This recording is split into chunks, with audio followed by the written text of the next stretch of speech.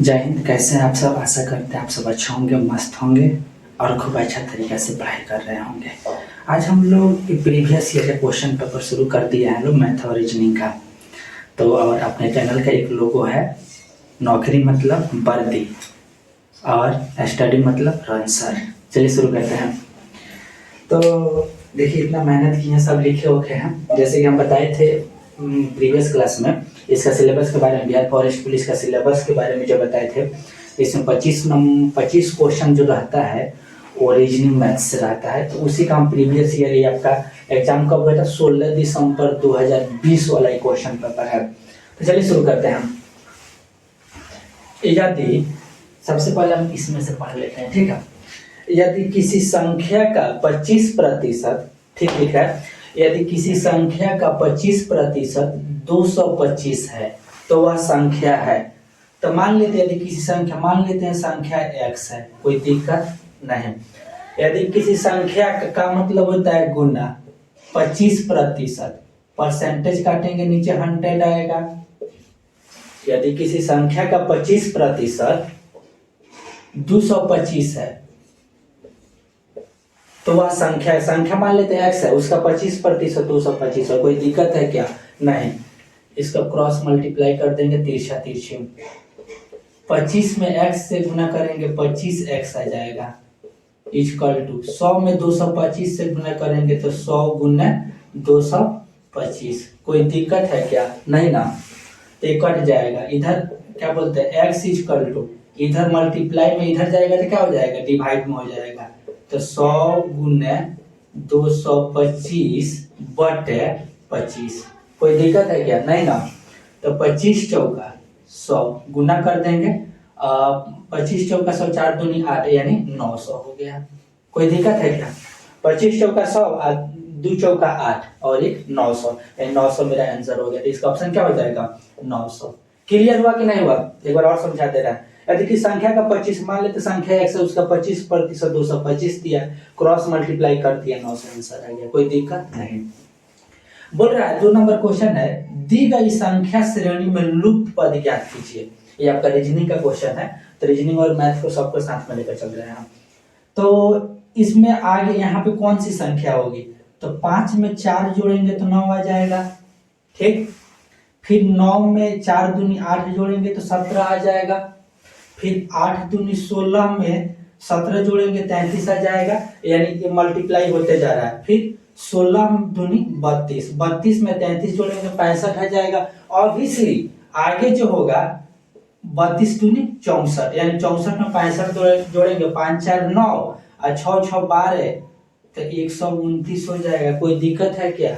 नहीं ना। तो ये आपका डी ऑप्शन हो गया। आई थिंक समझ में आ रहा होगा। और ये आपका प्रीवियस ईयर क्वेश्चन पेपर है। सब हम प्रीवियस ईयर पहले बनाएंगे, लगभग 2-3 सप्ताह तक धीरे धीरे शुरू कर दिए हैं। तो सब समाप्त कर, जितना भी पुलिस डिपार्टमेंट में जितना भी एग्जाम हुआ होगा, सब प्रीवियस ईयर क्वेश्चन पेपर को बताएंगे। चलिए नेक्स्ट 3rd नंबर क्वेश्चन है, एक कक्षा में 34 विद्यार्थियों का माध्य भाग 46.5 केजी है, ठीक है।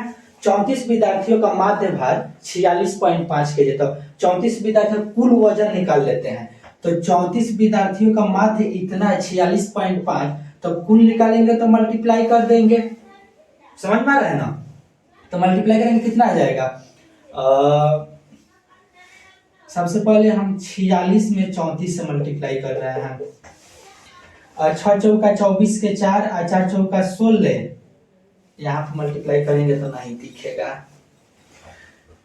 34 गुना 46, 6 चौका 24 के 4, 6 तिरका 18 और 2 20, ठीक है। और 4 चौका 16 के 6 और 4 3 12 और 1 13। कोई दिक्कत है क्या? ये हो गया 4 और ये हो गया 6 और 3 2 5 और 1 1564 आ गया। ये 0.5 है, तो 34 में 0.5 से मल्टीप्लाई करेंगे, पॉइंट कैंसिल कर देंगे, नीचे 10 आ जाएगा। 5 दूनी 10 है 17, यानी 17 ऐड कर देंगे। 7 4 11, 6 1 7 1 8 15, यानी 1581 है। कितना आ जाएगा? 1581। कोई दिक्कत है क्या? नहीं ना। तो एक 34 विद्यार्थियों का माध्य इतना दिया हुआ है, इतना केजी दिया, तो उसका टोटल निकाल दिए, तो टोटल इसमें इसे मल्टीप्लाई कर देंगे। समझ में आ गया। नेक्स्ट है, यदि शिक्षक का भार भी सम्मिलित कर लिया जाए तो माध्य 500 किलोग्राम बढ़ जाता है। पहले समझिएगा, पहले 34 आदमी था, उसमें अगर हम एक शिक्षक को सम्मिलित कर लेते हैं 35 आदमी हो गया। इतना तो समझ में आया। माध्य जो है 500 ग्राम बढ़ जाता है, यानी आधा किलो बढ़ता है। पहले माध्य कितना था, 46.5 था, तो आधा किलो बढ़ गया, तो मतलब कितना 47 हो गया। तो अब कितना, 34 आदमी पहले था, एक शिक्षक को सम्मिलित किए, कितना आदमी हो गया, 35 आदमी हो गया। बोल रहा है शिक्षक को हम सम्मिलित कर दिए तो 500 ग्राम यानी आधा किलो बढ़ गया। पहले था कितना, 46.5 था, अब आधा किलो बढ़ गया यानी 47 किलो हो गया। कोई दिक्कत है क्या, नहीं ना। तो इसको मल्टीप्लाई कीजिए, यहीं पे कर लेते हैं, 35 गुना 47, 7 × 35 के 5 और 7 × 3 = 21 और 3 = 24, 5 × 4 = 20 के 0 और 4 × 3 = 12 और 13 × 1 = 14, तो ये 5 आ गया, ये 4 आ गया, ये 6 आ गया, ये 1 आ गया, यानी 1645 हो गया। ठीक है, जब शिक्षक को सम्मिलित कर दिए तो मात्र इतना हो गया। सम्मिलित नहीं किए थे तो इतना था, माने टोटल शिक्षक को सम्मिलित कर दिए तो टोटल इतना हो गया। जब सम्मिलित नहीं किए थे तो इतना था, यानी इसमें से इसको घटा दीजिए, शिक्षक का वजन निकल जाएगा। तो इसमें से घटाएंगे 1645 में से 1581, तो ये 4 आ गया और ये कितना हो गया 14 में 60 चला गया 6 और यहाँ में 5, तो 0 0 हो गया, यानी 64 किलोग्राम का वो शिक्षक था। हम भी 64 किलो के हैं। क्लियर हुआ कि नहीं हुआ, बातें समझ में आया कि नहीं है। हमें लगता है कि हम अपनी ओर से पूरा अच्छा तरह से समझा दिए, लेकिन फिर भी एक बार बता देते हैं। एक कक्षा में 34 विद्यार्थियों का माध्य भार 46.5 केजी है, तो आप टोटल निकाल लीजिए। टोटल निकालने के लिए इसमें इसे मल्टीप्लाई कर दिए, आपका इतना आ गया। ठीक है, आगे बोल रहे अगर उसमें शिक्षक के भी क्या बोलते हैं, शिक्षक को भी सम्मिलित कर लेते हैं तो माध्य 500 ग्राम बढ़ जाता है, यानी माध्य पहले 46.5 था तो 500 ग्राम बढ़ गया, तो अब 47 किलो का हो गया। अच्छा, पहले 34 विद्यार्थी था और एक को सम्मिलित कर दिए टीचर को तो 35 हो गया, तो 35 में आप पहले 46.5 था तो 47 ये हो गया, इसमें मल्टीप्लाई कर दे, इतना आ गया है। इसमें इससे घटा दिया आपका 64 किलोग्राम के, वो आपके टीचर थे। समझ में आ गया, I think you have no problem. चलिए आगे देखते हैं, क्लियर हुआ कि नहीं हुआ। एक आयताकार बाग जिसकी लंबाई चौड़ाई से 4 मीटर अधिक है, इस क्वेश्चन को हम इधर बताएंगे क्योंकि नीचे नहीं शायद दिख रहा है। एक आयताकार बाग जिसकी लंबाई चौड़ाई से 4 मीटर, आयताकार का मतलब क्या होता है, जिसके आमने सामने की भुजाएं बराबर हो, यानी आयत क्या होता है, चतुर्भुज का एक प्रकार होता है जिसकी आमने सामने की भुजाएं क्या होती है, बराबर होती है। मान लेते हैं ABCD एक आयत है, तो अगर ए एक्स है तो ए भी एक्स होगा, अगर ये वाई है तो ये भी वाई होगा। क्लियर हुआ कि नहीं हुआ, यानी जिसकी आमने सामने की भुजाएं बराबर हो उसे आयत कहते हैं। तो आयताकार बाग जिसकी लंबाई चौड़ाई से 4 मीटर अधिक है। अर्ध परिमाप, आयत का परिमाप क्या होता है, 2 × लंबाई प्लस चौड़ाई, 2 गुना लंबाई प्लस चौड़ाई की उसका परिमाप होता है। लेकिन अर्ध परिमाप दिया हुआ है, अर्ध परिमाप माने परिमाप हो गया, इसका अर्ध परिमाप 36 दिया है, तो हम 2 से डिवाइड कर देंगे तो अर्ध परिमाप नहीं निकल जाएगा। सबसे पहले परिमाप आपका 2 × लंबाई प्लस चौड़ाई होता है। ठीक है, अच्छा, तो बोल रहा है इसका अर्ध परिमाप, तो अर्ध परिमाप मतलब 2 से डिवाइड कर दिए जो 36 के बराबर दिया है, 2 से 2 कट जाएगा, यानी लंबाई प्लस चौड़ाई को जोड़ेंगे तो 36 आना चाहिए। देख लीजिए 18 और 14 को जोड़ेंगे 36 आएगा क्या, नहीं आएगा। 24 और 20 को ऐड करेंगे 36 आएगा क्या, नहीं आएगा। 22 और 18 को जोड़ेंगे 36 आएगा क्या, नहीं आएगा। 20 और 16 को ऐड करेंगे आपका 36 आ जाएगा। क्लियर हुआ कि नहीं हुआ। अब बोल रहा है उसका लंबाई चौड़ाई से 4 मीटर अधिक है, तो ये लंबाई है, ये चौड़ाई से 4 मीटर अधिक है कि नहीं है। 16 में 4 जोड़ेंगे 20 आ जाएगा। कोई दिक्कत है क्या, नहीं। तो ये ऑप्शन से बना लिए लोग, इसमें इतना करने की भी आवश्यकता नहीं थी, हम ऐसे समझा दिए हैं। I think you have no problem. चलिए आगे देखते हैं, देखिए नीचे सब बुक्स रखा हुआ है। बोल रहा है 5 नंबर जो मेरा क्वेश्चन है, 150 मतलब इस श्रेणी एक दिया हुआ, इसका आगे वाला संख्या क्या होगा वही मुझे बताना है। 150, 225, 400 यहाँ पे क्या होगा। तो सबसे पहले हम एक रिलेशन स्थापित करते हैं। 100 का 2 गुना कर दिए 200 आ गया, ठीक है। और 200 का 2 गुना कर दिए 400 आ गया।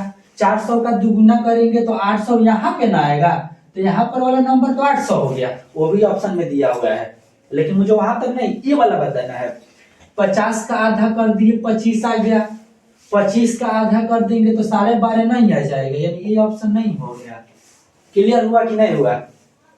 मजा आ रहा है ना? कंसेप्ट क्लियर हो रहा होगा।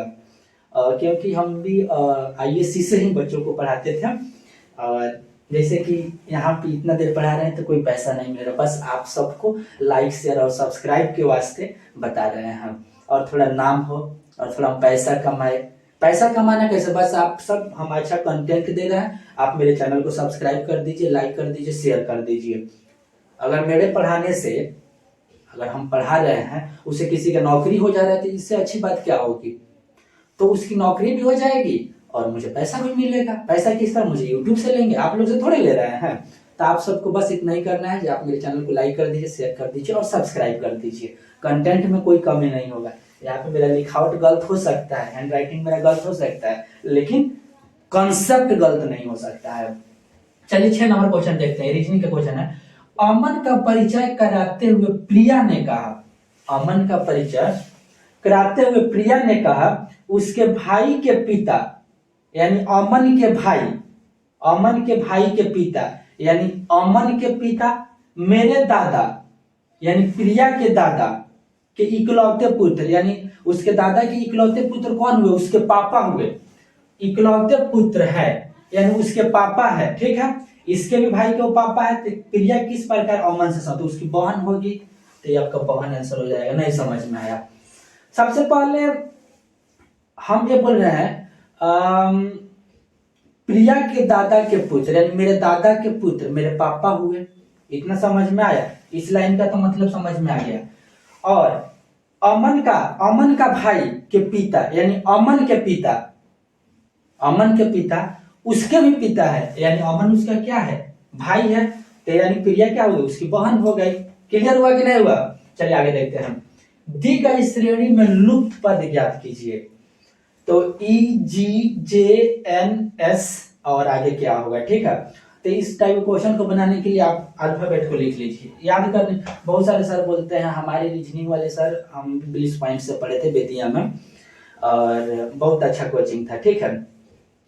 तो वो क्या कहते थे सर, कोई एक के पांडे सर करके थे, पटना में पढ़ाते हैं।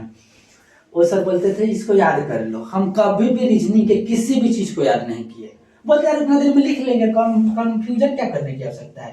तो A B C D E F G H I J K L M N O P Q R S T U V W X Y Z, ठीक है। तो ई जी एक छोड़कर, ई जी जे 2 को छोड़ दिया, ठीक है, जे। उसके बाद ऑब्वियसली 3 को छोड़ेगा तो एन लिखा है 3, और उसके बाद 4 को छोड़ेंगे 1 2 3 4 तो एस लिखा है। उसके बाद 5 छोड़ेंगे 1 2 3 4 5, इसको छोड़ दीजिए तो आगे क्या हो जाएगा? वाई हो जाएगा। क्लियर हुआ कि नहीं हुआ? मतलब पहले 1 छोड़ रहा है, उसके बाद 2, उसके बाद 3, उसके बाद 4, उसके बाद 5 छोड़ेंगे, ये इसमें दिखा दिया हम। I think you have no problem. चलिए, एक मोबाइल फोन नंबर के अंतिम अंक की प्राकृत संख्या किसे कहते हैं? प्राकृत संख्या गिनती की संख्या को प्राकृत संख्या कहते हैं। मतलब क्या? 1 2 3 4 5 6 7 8 9 10, इस तरह आपका प्राकृत संख्या बढ़ते जाएगा। अच्छा, एक मोबाइल फोन नंबर कितना का होता है? 10 का होता है। 10 को उसमें नंबर होता है, तो टोटल मेरा 10 गो नंबर हो गया, ठीक है। अच्छा, उस अंतिम अंक के प्राकृत संख्या होने की प्रायिकता ज्ञात कीजिए। तो अंतिम अंक उसका, किसी नंबर का अंतिम अंक 0 भी हो सकता है, लेकिन 0 आपका प्राकृत संख्या है नहीं है, तो 0 को नहीं लेंगे। हम किसको ले सकते हैं? 1 को ले सकते हैं, 2 को ले सकते हैं, 3 को ले सकते हैं, 4 को ले सकते हैं, 5 को, 6 को, 7 को, 8 को, 9 को, आगे 10 लेंगे तो वो नंबर बन जाएंगे, डिजिट नहीं है, ठीक है। तो 1 2 3 4 5 6 7 8 9, यानी 9 अंतिम अंक आ सकता है, 1 आ सकता है, 2 आ सकता है, 3 आ सकता है, 4 आ सकता है, 5 आ सकता है, 6 आ सकता है, 7 आ सकता है, 8 आ सकता है, 9 आ सकता है। अब बोलेगा सर 0 भी तो आ सकता है, लेकिन बोला 0 को नहीं, प्राकृत संख्या। तो प्राकृत संख्या कितना, यही ना है, 0 को छोड़ देंगे। 9/10 मेरा प्रायिकता हो गया। क्लियर हुआ कि नहीं हुआ? तो आपका ऑप्शन ए हो गया। I think you have no problem. इन 8 नंबर क्वेश्चन समझ में आया कि नहीं आया? एक बार और समझा दे रहा है। सबसे पहले मोबाइल फोन जो होता है वो 10 नंबर का होता है, उसमें 10 गो नंबर होता है। तो नीचे टोटल लिखते हैं लोग प्रायिकता में, कुल प्रयोगों की संख्या क्या बोलते हैं, घटना की संख्या बटे कुल, नीचे कुल रखते हैं लोग, तो कुल नीचे 10 हो गया, ठीक है। और किसी मोबाइल नंबर के पीछे वाला जो लास्ट वाला डिजिट होता है वो 0 हो सकता है, 1 हो सकता है, 2 हो सकता है, 3 हो सकता है, 4 हो सकता है, 5 हो सकता है, 6 हो सकता है, 7 हो सकता है, 8 हो सकता है, 9 हो सकता है। मतलब टोटल तो 10 हो गया, लेकिन बोल रहा है वो संख्या प्राकृत होना चाहिए। तो 0 तो प्राकृत संख्या नहीं है, इसलिए 0 को नहीं लिखे हैं, तो ये 9 बना रहा है, तो 9/10 मेरा आंसर हो गया। I think you have no problem. Okay, चलिए एक बार फिर हम बोलेंगे, आप मेरे चैनल को सब्सक्राइब कर दीजिए, लाइक कर दीजिए और शेयर कर दीजिए। हम अपनी ओर से पूरा कोशिश करेंगे। जीके साइंस सोच रहे हैं, साइंस का जो एस के झा सर का बुक है उसको हम बताए ऐसे करके, ठीक है। तो आप सबका सजेशन चाहिए, कैसे बताइए, कैसे क्या करें, और आई थिंक इसमें तो आपको कोई दिक्कत नहीं होगा, हुआ होगा, ठीक है। चलिए ठीक है, थैंक यू एंड जय हिंद, जय भारत।